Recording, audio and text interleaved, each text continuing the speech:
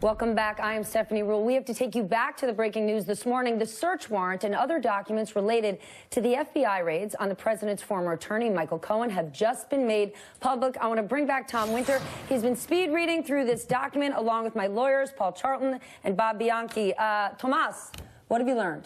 So, Stephanie, what we learned is, I referenced that some of the warrants were 263 pages in length, and those were just the warrants that were served on Michael Cohen's physical addresses. What we're really learning this morning, Stephanie, is the timeline of this investigation. Specifically, back in July of 2017, the special counsel's office was first able to seek and get, through the FBI, a search warrant for one of Michael Cohen's Gmail addresses. In August of 2017, they were able to get access to his iCloud account, and then in November, Cohen had apparently a second Gmail address, according to the search warrant documents, and the special counsel's office, again, the FBI obtaining this for them, were able to get access to that account.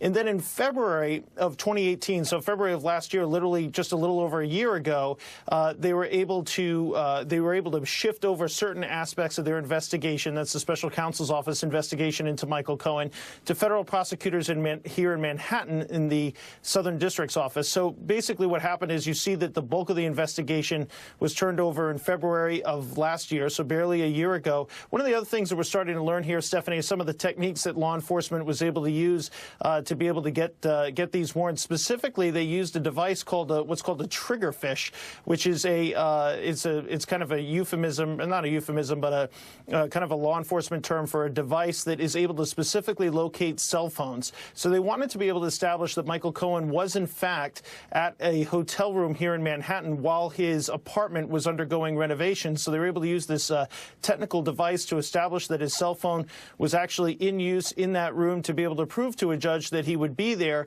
so they could get that warrant. In addition to that, and this is something that NBC News first reported last year, federal agents were able to get access to what's called a pen register or a trap and trace on Michael Cohen's cell phone, according to one of the warrants that was released today.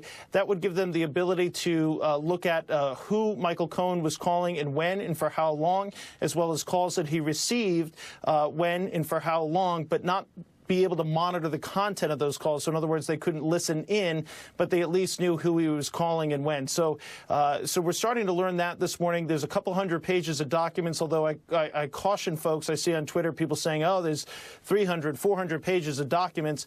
Yes, there are that many, but as is typical with search warrants, Stephanie, basically a significant amount of this documentation has to do with boilerplate language that federal agents use to prove to a judge, look, this is the type of thing that we're requesting. This is what gives us the authority.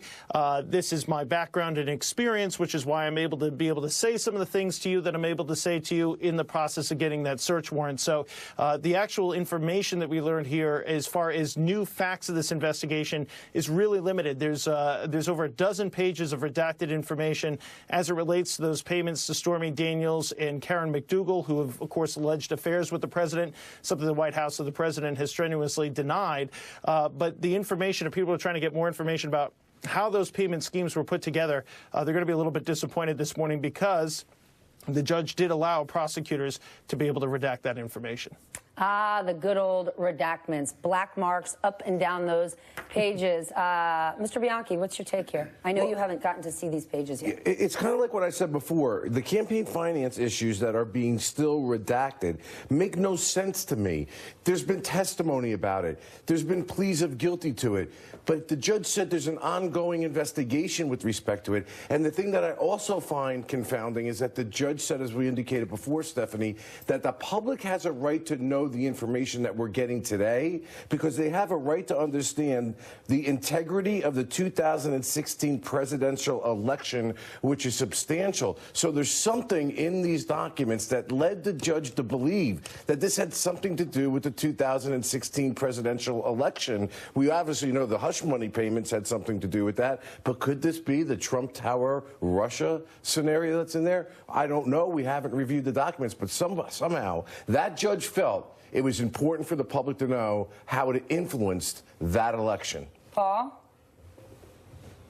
What I see in this search warrant and in the search warrant that's been revealed, Stephanie, it is a very careful special counsel's office seeking search warrants to obtain email accounts that were held by Mr. Cohen, and then the handoff, if you will, from the special counsel's office to the Southern District of New York.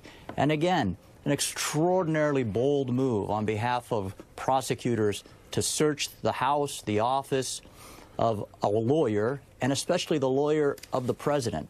Anybody who's been criticizing the Southern District of New York or the special counsel's office ought to take a look at the careful and very studious way in which these prosecutors have gone about their business to make sure that the Fourth Amendment rights of everybody were protected and that they did their job as they should in an apolitical fashion.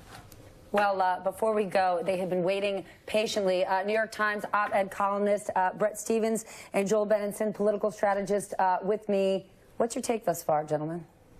Look, the campaign finance allegations so far strike me as the most damaging and potentially impeachable for the president. Of all the broad panoply of allegations that are made against the president, these have obtained a conviction, a jail sentence for Mr. Cohen. And one of the things that's extremely important here is to understand how this story might be different from the John Edwards story, because you'll remember that John Edwards, the former vice presidential candidate, had an affair that he was trying to cover up with hush money payments.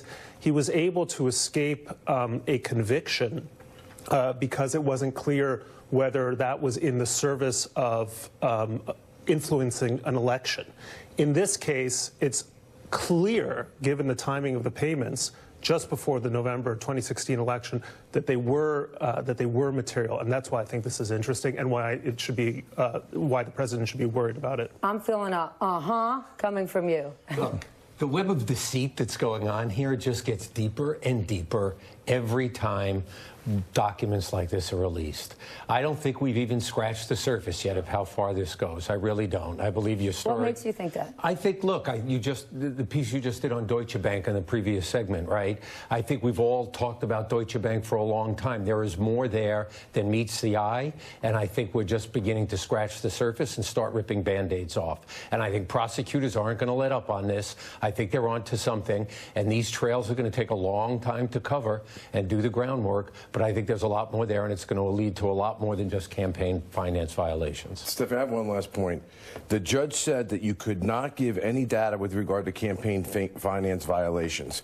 We know about Cohen, Weisselberg, we know that whole thing, but there's individual one who may still be under investigation and may be the very reason that that was not allowed to be released, because I can't think of any other person that was involved in that transaction. Just watch for it.